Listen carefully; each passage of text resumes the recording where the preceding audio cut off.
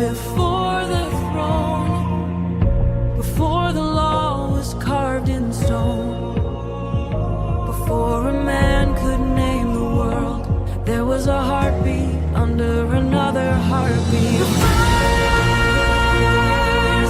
country had no borders. The first home had no door. The first nation was a body, and we all belonged there before.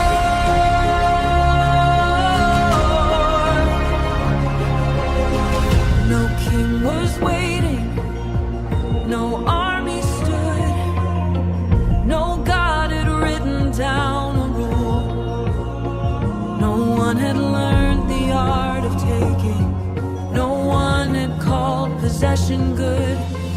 We came through darkness, we came through blood, we came through something older than us.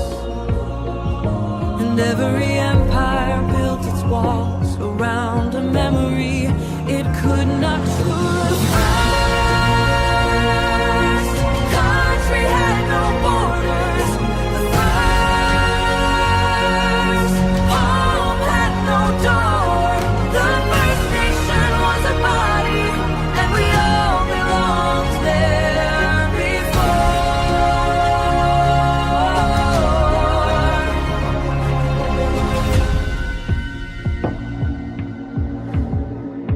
Remember where you started, not beneath the crown, not beneath the flag, not beneath the Father's name. You began inside someone, and that was enough.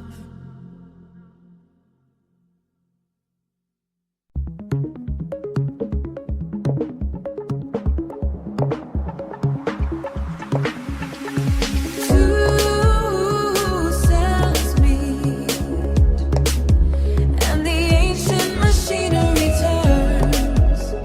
A language older than scripture writes itself in silence. Chromosome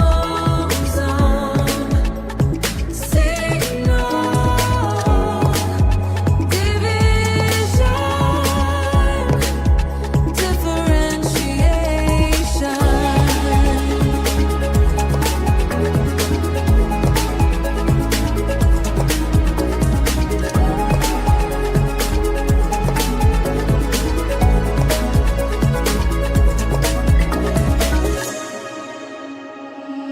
Possibility opens, the body begins its becoming.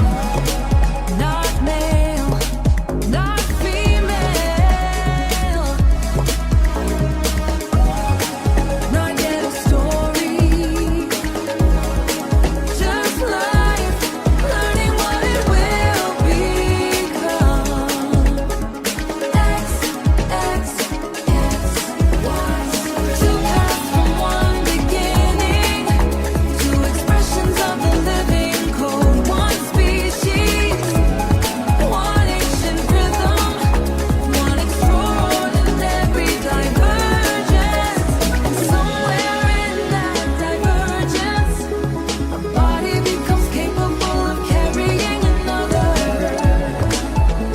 Not because it is weak, because it is astonishingly complex. Not because it was designed to serve, because life discovered how to make a sanctuary inside itself. The ancient grammar, the architecture of becoming. And every son who ever lived came through the body of someone else's daughter. Do not confuse difference with hierarchy. Do not confuse specialization with supremacy. Do not erase difference just because power once exploited their own body. and make room for life. There are bodies that enter that room, and there is no shame in knowing the difference.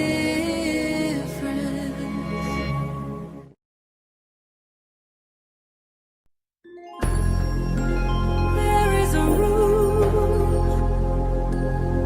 no architect designed, no window, no ceiling, no key. A room that grows as someone grows inside it. The walls are alive, the floor is alive, the house itself is breathing.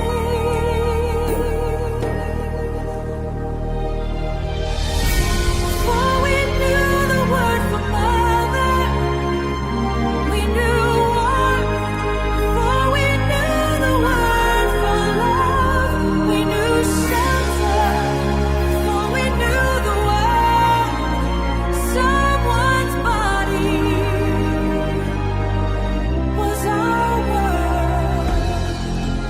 No photograph remembers it, no language reaches that far back, but somewhere beneath memory, the body keeps the record.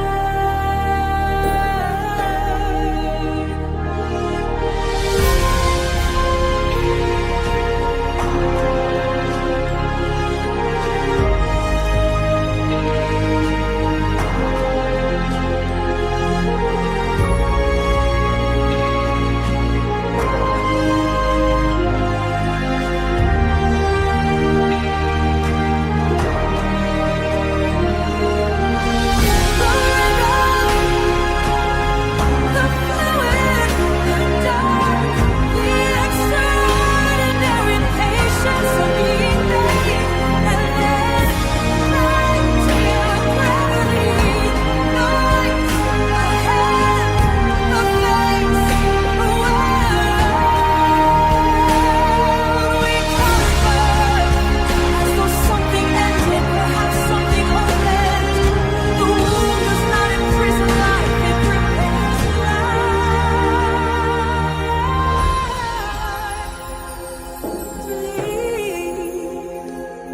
Perhaps that is what power is always supposed to mean.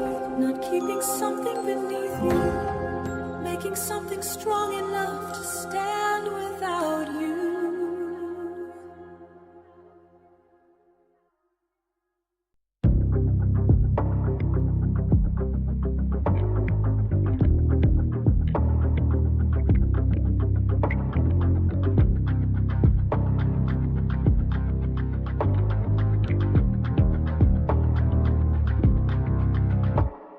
Say it, put it, the word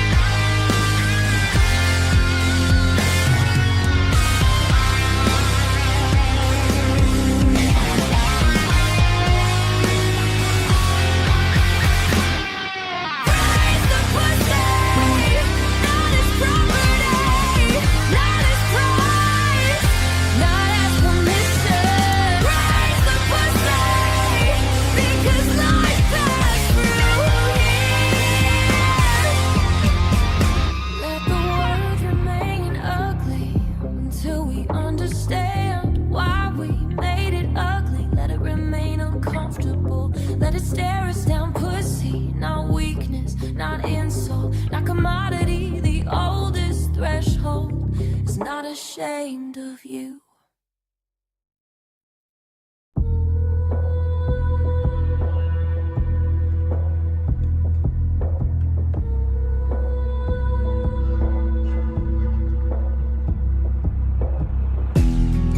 They told her blood to disappear.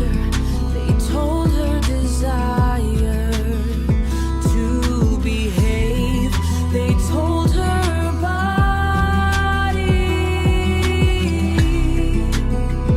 it was sacred.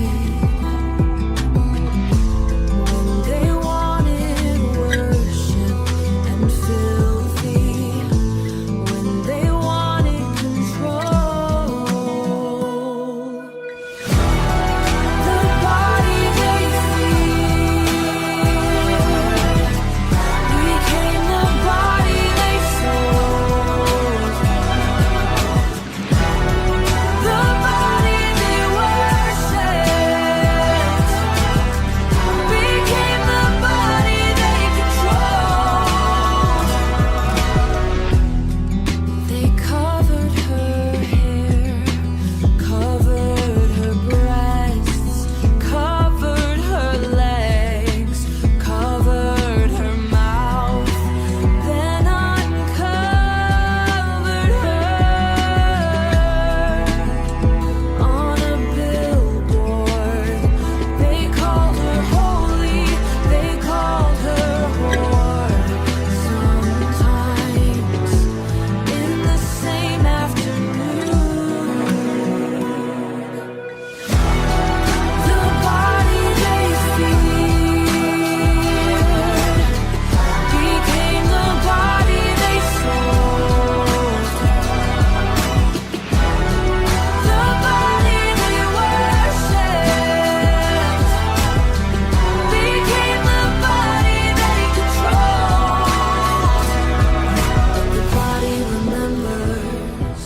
It remembers bleeding without permission. It remembers carrying without applause. It remembers pain that no government could legislate away.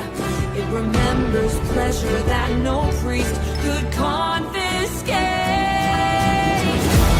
And eventually, the body says, mine, not yours, not his, not theirs, mine. The body they feared has finally learned its name.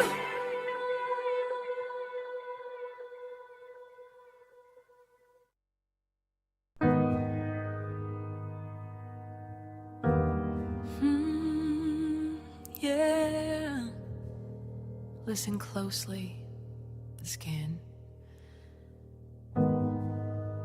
You may love her, you may want her, you may spend a lifetime learning the geography of her laughter, but she does not belong to you. Desire is not ownership. Access is not entitlement. Love is not possession. She does not belong to you. You may sleep beside her until morning forgets your names. You may know every scar, every silence, every strange little constellation on her skin, but she does not belong to you. Desire is not ownership. Access is not entitlement. Love is not possession. She does not belong to you. You don't own the door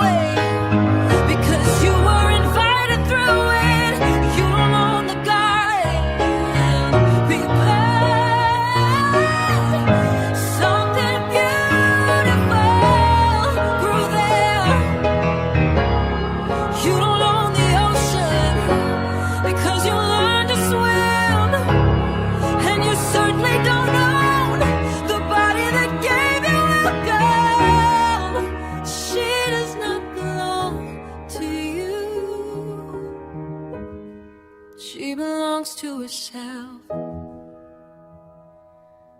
And perhaps that is the beginning of love. Not I have you, but I see you. Not you are mine, but you are.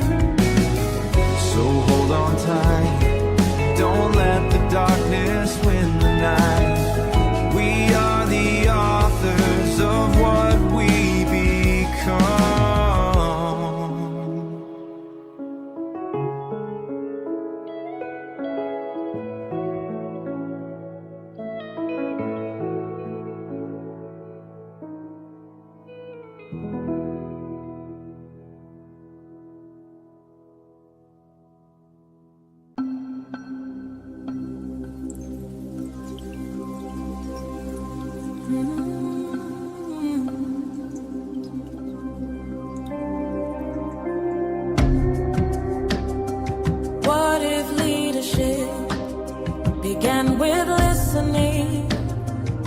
What if power meant making room? What if the strongest person was the one who could say, I was wrong?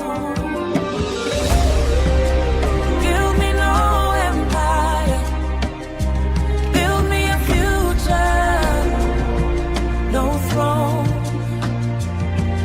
no golden monument to one man's name, no history written only by conquerors. Let leadership become the art of leaving more life behind than you find.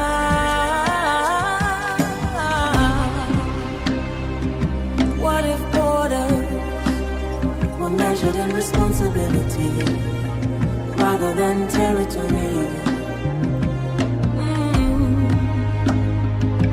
What if children were not future workers but present human beings. What if the old were not discarded when their productivity ended? Build me no empire, build me a future, no throne, no golden monument to one man's name, no history written only by conquerors. Let leadership become the art of leaving more life behind than you find.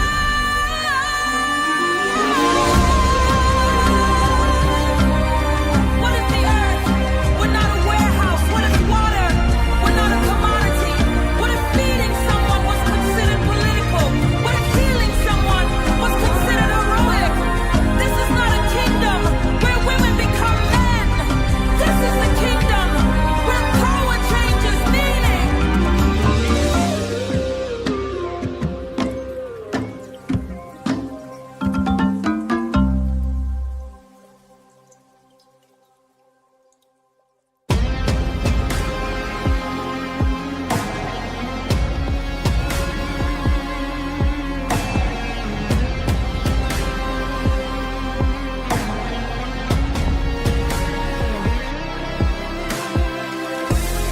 Shadows fall on the concrete floor.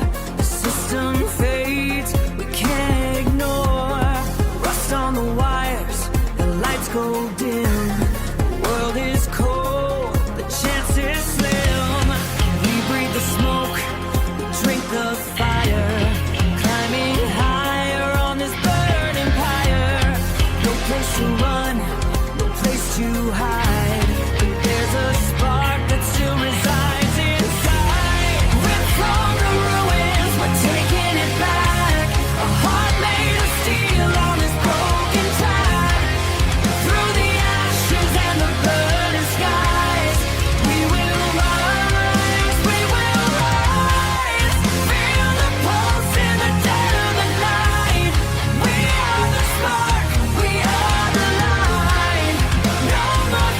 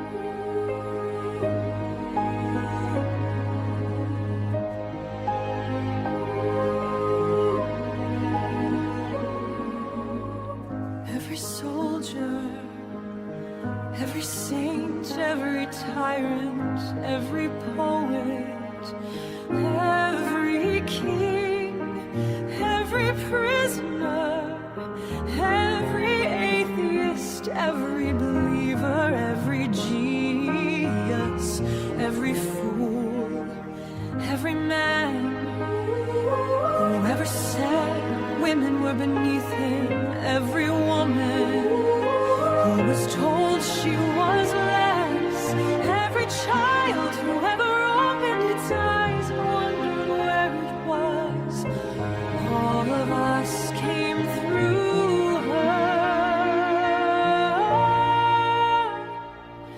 Before the argument there was the body, before the doctrine there was the heartbeat, before the border there was the womb,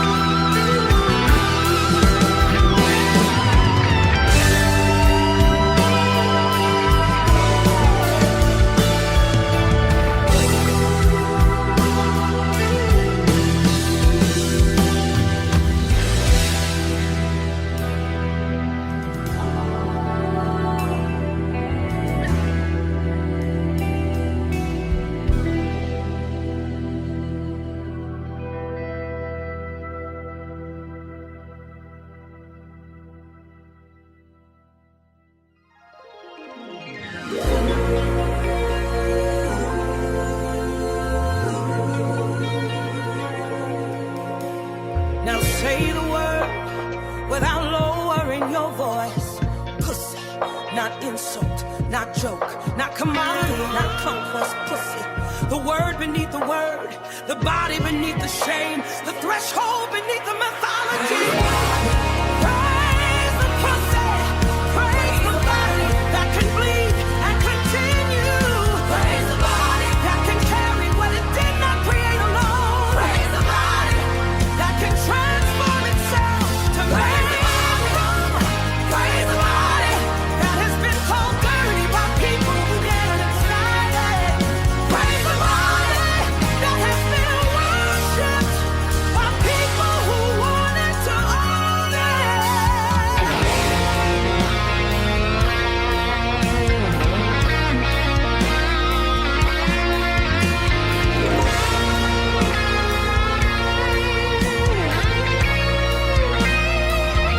Praise the body that saved you.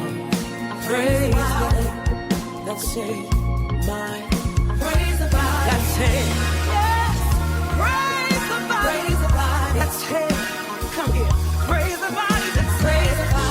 Leave. Praise the body that made life without needing permission from kings. Praise the pussy, not because women must become superior to men, but because no human being should ever again be told that the source of their own existence is beneath them. And to the men who hear this, you came through here too. You don't have to kneel, you don't have to worship, just lift it up. The womb was never your servant, the woman was never your property.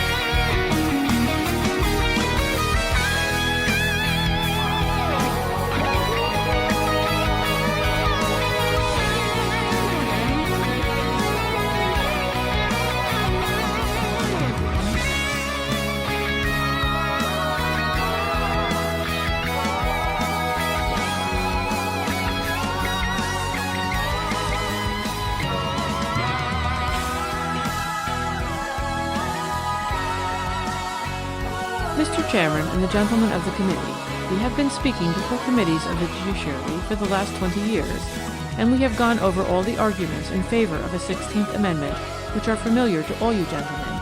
Therefore, it will not be necessary that I should repeat them again. The point I wish plainly to bring before you on this occasion is the individuality of each human soul. Our Protestant idea, the right of individual conscience and judgment, our Republican idea, individual citizenship. In discussing the rights of woman, we are to consider, first, what belongs to her as an individual, in a world of her own, the arbiter of her own destiny, an imaginary Robinson Crusoe with her woman Friday on a solitary island. Her rights under such circumstances are to use all her faculties for her own safety and happiness. Secondly, if we consider her as a citizen, as a member of a great nation, she must have the same rights as all other members, according to the fundamental principles of our government. Thirdly, viewed as a woman, an equal factor in civilization, her rights and duties are still the same, individual happiness and development.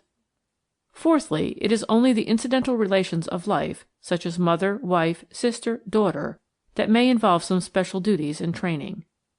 In the usual discussion in regard to woman's sphere, such men as Herbert Spencer, Frederick Harrison, and Grant Allen uniformly subordinate her rights and duties as an individual, as a citizen, as a woman, to the necessities of these incidental relations, some of which a large class of women may never assume. In discussing the sphere of man, we do not decide his rights as an individual, as a citizen, as a man, by his duties as a father, a husband, a brother, or a son, relations some of which he may never fill. Moreover, he would be better fitted for these very relations, and whatever special work he might choose to do to earn his bread, by the complete development of all his faculties as an individual. Just so with woman. The education that will fit her to discharge the duties in the largest sphere of human usefulness will best fit her for whatever special work she may be compelled to do. The isolation of every human soul and the necessity of self-dependence must give each individual the right to choose his own surroundings. The strongest reason for giving woman all the opportunities for higher education, for the full development of her faculties, forces of mind and body, for giving her the most enlarged freedom of thought and action, a complete emancipation from all forms of bondage, of custom, dependence, superstition, from all the crippling influences of fear, is the solitude and personal responsibility of her own individual life. The strongest reason why we ask for woman a voice in the government under which she lives, in the religion she is asked to believe, equality in social life, where she is the chief factor, a place in the trades and professions where she may earn her bread, is because of her birthright to self-sovereignty, because as an individual she must rely on herself. No matter how much women prefer to lean, to be protected and supported, nor how much men desire to have them do so, they must make the voyage of life alone, and for safety in an emergency they must know something of the laws of navigation. To guide our own craft we must be captain, pilot, engineer, with chart and compass to stand at the wheel, to match the wind and waves and know when to take in the sail, and to read the signs in the firmament over all. It matters not whether the solitary voyager is man or woman. Nature having endowed them equally, leaves them to their own skill and judgment in the hour of danger, and if not equal to the occasion, alike they perish. To appreciate the importance of fitting every human soul for independent action, think for a moment of the immeasurable solitude of self. We come into the world alone, unlike all who have gone before us. We leave it alone under circumstances peculiar to ourselves. No mortal ever has been, no mortal over will be like the soul just launched on the sea of life. There can never be again just such environments as make up the infancy, youth, and manhood of this one. Nature never repeats herself, and the possibilities of one human soul will never be found in another. No one has ever found two blades of ribbon grass alike, and no one will ever find two human beings alike.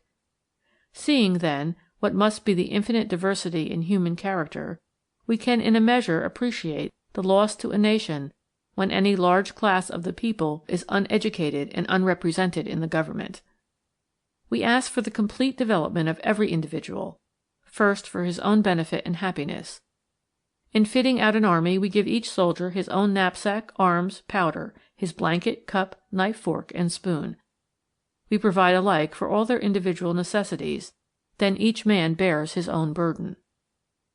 Again, we ask complete individual development for the general good, for the consensus of the competent on the whole round of human interest, on all questions of national life. And here each man must bear his share of the general burden.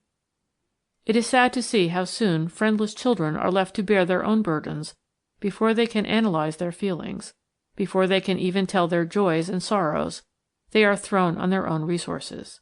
The great lesson that nature seems to teach us at all ages is self-dependence, self-protection, self-support. What a touching instance of a child's solitude, of that hunger of heart for love and recognition, in the case of the little girl who helped to dress a Christmas tree for the children of the family in which she served.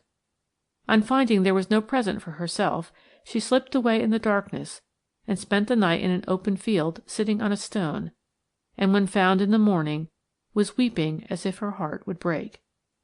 No mortal will ever know the thoughts that passed through the mind of that friendless child in the long hours of that cold night, with only the silent stars to keep her company. The mention of her case in the daily papers moved many generous hearts to send her presents, but in the hours of her keenest sufferings she was thrown wholly on herself for consolation. In youth our most bitter disappointments, our brightest hopes and ambitions, are known only to otherwise. Even in our friendship and love we never fully share with another. There is something of every passion in every situation we conceal. Even so in our triumphs and our defeats. The successful candidate for presidency and his opponent each have a solitude peculiarly his own, and good form forbids either to speak of his pleasure or regret. The solitude of the king on his throne and the prisoner in his cell differs in character and degree, but it is solitude nevertheless. We ask no sympathy from others in the anxiety and agony of a broken friendship or shattered love. When death sunders our nearest ties, alone we sit in the shadows of our affliction. Alike mid the greatest triumphs and darkest tragedies of life we walk alone. On the divine heights of human attainments, eulogized and worshipped as a hero or saint, we stand alone. In ignorance, poverty, and vice, as a pauper or criminal, alone we starve or steal. Alone we suffer the sneers and rebuffs of our fellows. Alone we are hunted and hounded through dark courts and alleys, in byways and highways. Alone we stand in the judgment seat. Alone in the prison cell we lament our crimes and misfortunes. Alone we expiate them on the gallows. In hours like these we realize the awful solitude of individual life, its pains, its penalties, its responsibilities. Hours in which the youngest and most helpless are thrown on their own resources for guidance and consolation. Seeing then that life must ever be a march and a battle, that each soldier must be equipped for his own protection, it is the height of cruelty to rob the individual of a single natural right. To throw obstacle in the way of a complete education is like putting out the eyes. To deny the rights of property, like cutting off the hands. To deny political equality is to rob the ostracized of all self-respect, of credit in the marketplace, of recompense in the world of work, of a voice among those who make and administer the law, a choice in the jury before whom they are tried, and in the judge who decides their punishment. Shakespeare's play of Titus and Andronicus contains a terrible satire on woman's position in the 19th century. Rude men, the play tells us, seized the king's daughter, cut out her tongue, cut off her hands, then bade her go call for water and wash her hands. What a picture of woman's position! Robbed of her natural rights, handicapped by law and custom at every turn, yet compelled to fight her own battles, and in the emergencies of life to fall back on herself for protection. The girl of 16, thrown on the world to support herself, to make her own place in society, to resist the temptations that surround her and maintain a spotless integrity, must do all this by native force or superior education. She does not acquire this power by being trained to trust others and distrust herself. If she wearies of the struggle, finding it hard work to swim upstream, and allows herself to drift with the current, she will find plenty of company, but not one to share her misery in the hour of her deepest humiliation. If she try to retrieve her position, to conceal the past, her life is hedged about with fears lest willing hands should tear the veil from what she fain would hide. Young and friendless, she knows the bitter solitude of self. How the little courtesies of life on the surface of society, deemed so important from man towards woman, fade into utter insignificance in view of the deeper tragedies in which she must play her part alone, where no human aid is possible. The young wife and mother, at the head of some establishment, with a kind husband to shield her from the adverse winds of life, with wealth, fortune, and position, has a certain harbour of safety, occurs against the ordinary ills of life. But to manage a household, have a deitrable influence in society, keep her friends and the affections of her husband, train her children and servants well, she must have rare common sense, wisdom, diplomacy, and a knowledge of human nature. To do all this she needs the cardinal virtues and the strong points of character that the most successful statesman possesses. An uneducated woman, trained to dependence, with no resources in herself, must make a failure of any position in life. But society says women do not need a knowledge of the world. The liberal training that experience in public life must give, all the advantages of collegiate education, but when for the lack of this the woman's happiness is wrecked, alone she bears her humiliation, and the attitude of the weak and the ignorant is indeed pitiful. In the wild chase for the price of life, they are ground to powder. In age, when the pleasures of youth are past, children grown up, married and gone, the hurry and hustle of life in a measure over, when the hands are weary of active service, when the old armchair and the fireside are the chosen resorts, then men and women alike must fall back on their own resources. If they cannot find companionship in books, if they have no interest in the vital questions of the hour, no interest in watching the consummation of reforms with which they might have been identified, they soon pass into their dotage.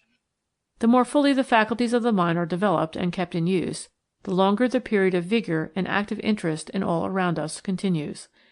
If from a lifelong participation in public affairs, a woman feels responsible for the laws regulating our system of education, the discipline of our jails and prisons, the sanitary conditions of our private homes, public buildings, and thoroughfares, an interest in commerce, finance, our foreign relations, in any or all of these questions, here solitude will at least be respectable, and she will not be driven to gossip or scandal for entertainment. The chief reason for opening to every soul the doors of the whole round of human duties and pleasures is the individual development thus attained. The resources thus provided under all circumstances to mitigate the solitude that at times must come to everyone. I once asked Prince Kropotkin, the Russian nihilist, how he endured his long years in prison, deprived of books, pen, ink, and paper. "Ah," he said, "I thought out many questions in which I had a deep interest. In the pursuit of an idea, I took no note of time. When tired of solving knotty problems, I recited all the beautiful passages in prose or verse I have ever learned. I became acquainted with myself and my own resources.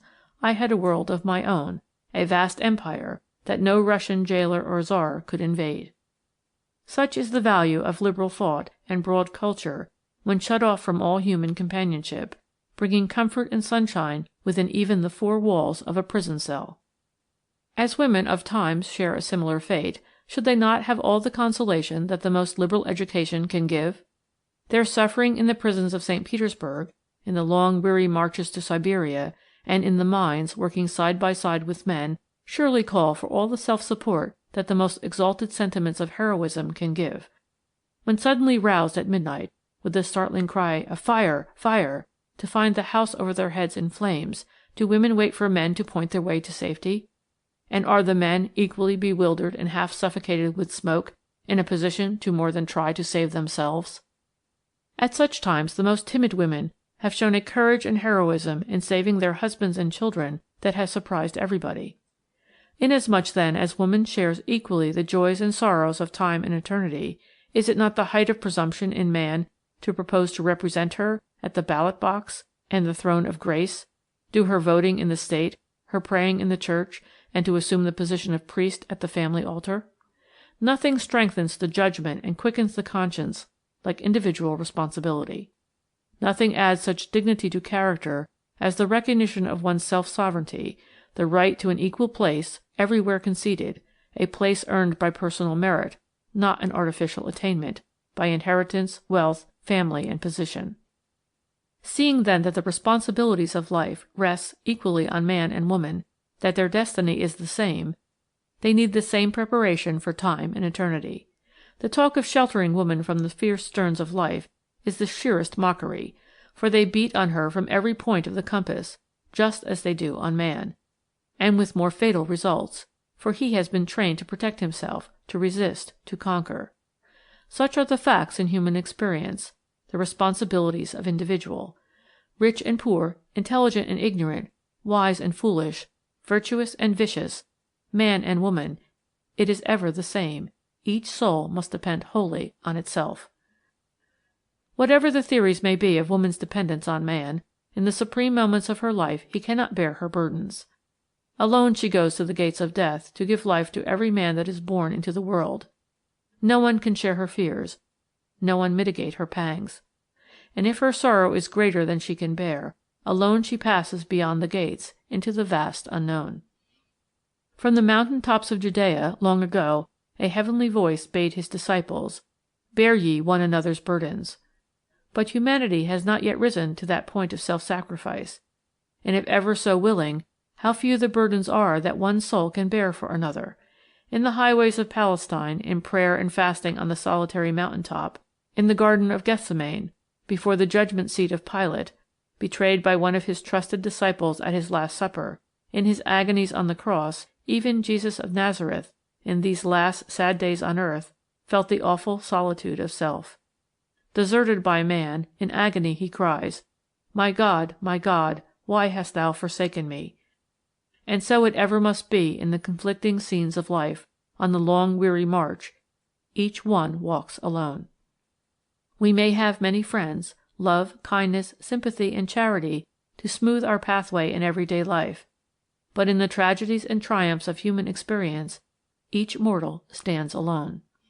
But when all artificial trammels are removed, and women are recognized as individuals, responsible for their own environments, thoroughly educated for all the positions in life they may be called to fill, with all the resources in themselves that liberal thought and broad culture can give, guided by their own conscience and judgment, trained to self-protection by a healthy development of the muscular system and skill in the use of weapons of defense, and stimulated to self-support by the knowledge of the business world and the pleasure that pecuniary independence must ever give, when women are trained in this way they will, in a measure, be fitted for those hours of solitude that come alike to all, whether prepared or otherwise. As in our extremity we must depend on ourselves, the dictates of wisdom point to complete individual development. In talking of education, how shallow the argument that each class must be educated for the special work it proposed to do, and all those faculties not needed in this special work must lie dormant and utterly wither for want of use, when perhaps these will be the very faculties needed in life's greatest energies. Some say, where is the use of drilling series in the languages, the sciences, in law, medicine, theology? As wives, mothers, housekeepers, cooks, they need a different curriculum from boys who are to fill all positions. The chief cooks in our great hotels and ocean steamers are men. In large cities men run the bakeries. They make our bread, cakes, and pies. They manage the laundries. They are now considered our best milliners and dressmakers. Because some men fill these departments of usefulness, shall we regulate the curriculum in Harvard and Yale to their present necessities? If not, why this talk in our best colleges of a curriculum for girls who are crowding into the trades and professions, teachers in all our public schools rapidly hiring more lucrative and honorable positions in life? They are showing, too, their calmness and courage in the most trying hours of human experience. You have probably all read in the daily papers of the terrible storm in the Bay of Biscay, when a tidal wave brought havoc on the shore, wrecking vessels, unroofing houses, and carrying destruction everywhere. Among other buildings, the women's prison was demolished. Those who escaped saw men struggling to reach the shore. They promptly, by clasping hands, made a chain of themselves and pushed out into the sea again and again at the risk of their lives until they brought 6 men to shore, carried them to a shelter, and did all in their power for their comfort and protection. What a special school of training could have prepared these women for this sublime moment of their lives? In times like this, humanity rises above all college curriculums and recognizes nature as the greatest of all teachers in the hour of danger and death. Women are already the equals of men in the whole realm of thought, in art, science, literature, and government. With telescope vision they explore the starry firmament and bring back the history of the planetary world. With chart and compass they pilot ships across the mighty deep, and with skillful finger send electric messages round the globe. In galleries of art the beauties of nature and the virtues of humanity are immortalized by them on their canvas, and by their inspired touch dull blocks of marble are transformed into angels of light. In music they speak again the language of Mendelssohn, Beethoven, Chopin, Schumann, and are worthy interpreters of their great thoughts. The poetry and novels of the century are theirs, and they have touched the keynote of reform in religion, politics, and social life. They fill the editor's and professor's chair, and plead at the bar of justice, walk the wards of the hospital, and speak from the pulpit and the platform. Such is the type of womanhood that an enlightened public sentiment welcomes today, and such the triumph of the facts of life over the false theories of the past. Is it, then, consistent to hold the developed woman of this day within the same narrow political limits as the dame with the spinning wheel and knitting needle occupied in the past? No, no. Machinery has taken the labors of woman as well as man on its tireless shoulders. The loom and the spinning wheel are but dreams of the past. The pen, the brush, the easel, the chisel have taken their places, while the hopes and ambitions of women are essentially changed.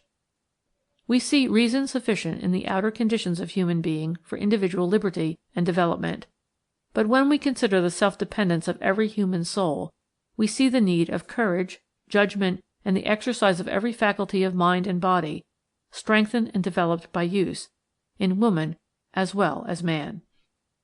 Whatever may be said of man's protecting power in ordinary conditions, amid all the terrible disasters by land and sea, in the supreme moments of danger, alone woman must ever meet the horrors of the situation. The angel of death ever makes no royal pathway for her. Man's love and sympathy enter only into the sunshine of our lives. In that solemn solitude of self that links us with the immeasurable and the eternal, each soul lives alone forever. A recent writer says, "I remember once, in crossing the Atlantic, to have gone upon the deck of the ship at midnight, when a dense black cloud enveloped the sky, and the great deep was roaring madly under the lashes of demoniac winds. My feelings were not of danger or fear, which is a base surrender of the immortal soul, but of utter desolation and loneliness, a little speck of life shut in by a tremendous darkness. Again I remember to have climbed the slopes of the Swiss Alps, up beyond the point where vegetation ceases, and the stunted conifers no longer struggle against the unfeeling blasts. Around me lay a huge confusion of rocks, out of which the gigantic ice peaks shot into the measureless blue of the heavens, and again my only feeling was the awful solitude." And yet there is a solitude which each and every one of us has always carried with him, more inaccessible than the ice-cold mountains, more profound than the midnight sea, the solitude of self. Our inner being, which we call ourself, no eye nor touch of man nor angel has ever pierced. It is more hidden than the caves of the gnome, the sacred adytum of the oracle, the hidden chamber of Eleusinian mystery, for to it only omniscience is permitted to enter. Such is individual life. Who, I ask you, can dare take on himself the rights, the duties, the responsibilities of another human soul?